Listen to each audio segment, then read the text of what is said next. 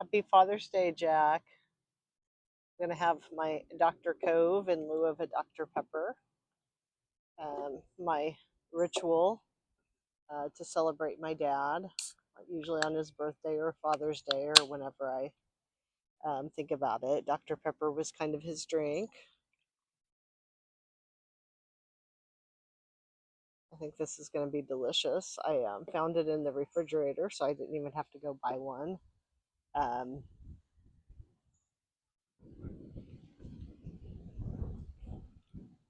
yeah, it's really good, and it actually tastes like a Dr. Pepper. And considering it's nighttime, it's good not to have the caffeine. Um, yeah, it's funny for a Father's Day that like I forgot about.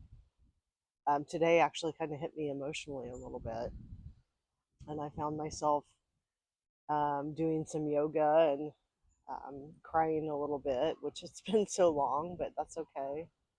Um, we could still have our feelings about missing our loved ones and not just missing them, but like missing what they've,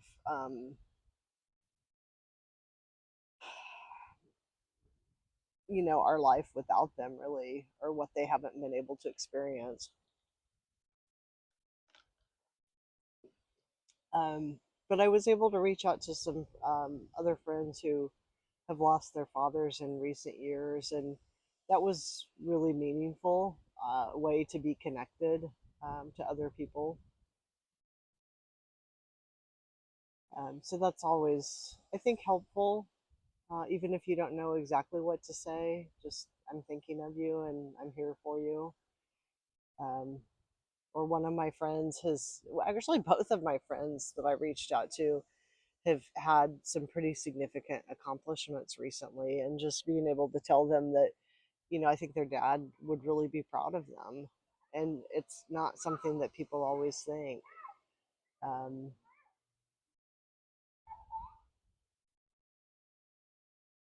like, I think my dad would be proud of me. Um, I think their dads would be proud of them for some things that have happened and things they've accomplished. The other thing I've been thinking about recently, and this is completely a different topic, but my neighbor recently received the ashes or cremains of his a partner. He'd been with her for like 40 years, I think. So most of their adult lives. And he wanted to show me the urn that they picked out. And I guess he didn't have it yet. So he pulled up some text on his phone and showed it to me. It was really pretty. But I also noticed, um, the next text from his sibling was, "Don't drink today, brother."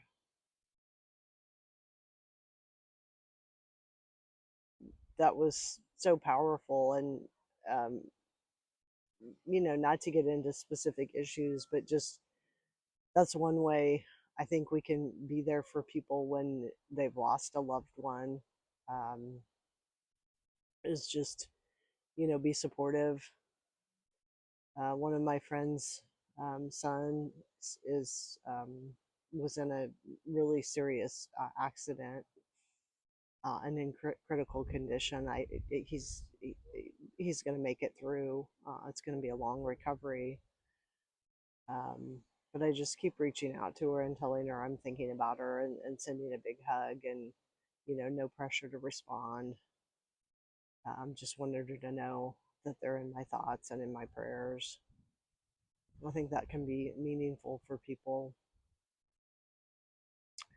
The team was telling me recently about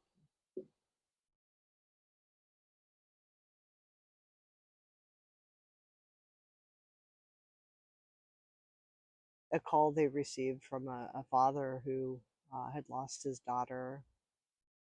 Um, and this is kind of relates to my dad, but lost his daughter who had had an organ transplant and ended up, eventually still passing. And they wanted something gentler for her, and chose water cremation, um, which makes me feel very good. I understand why they would go that route. Um, after having been through probably the waiting list and the transplant and the rejections. My father um, was on a waiting list to get a lung transplant, which didn't happen. My cousin, who had the same disease, did get a lung transplant, and she was able to, live for several more years, but she also ended up passing in her 20s.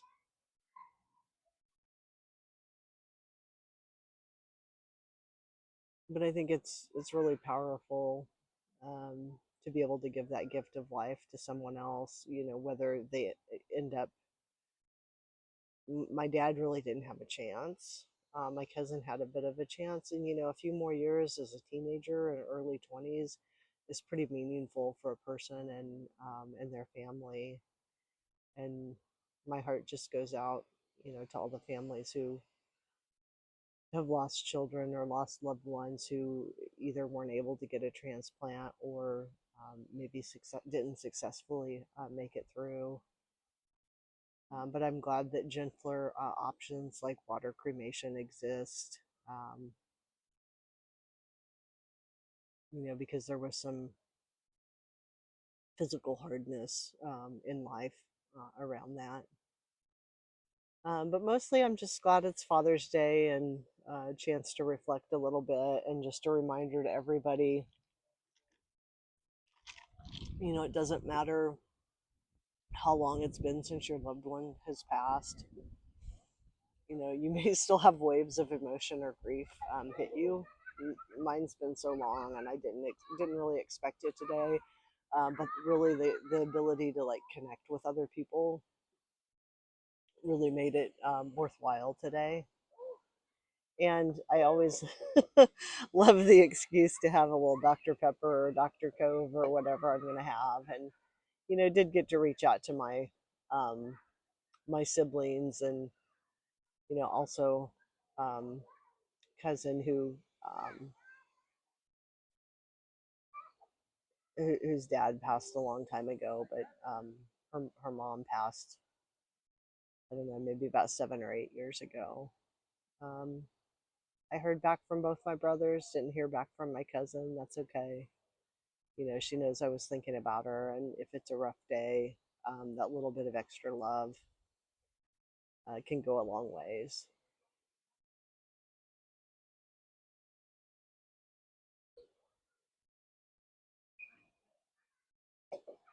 So here's to you, Jack.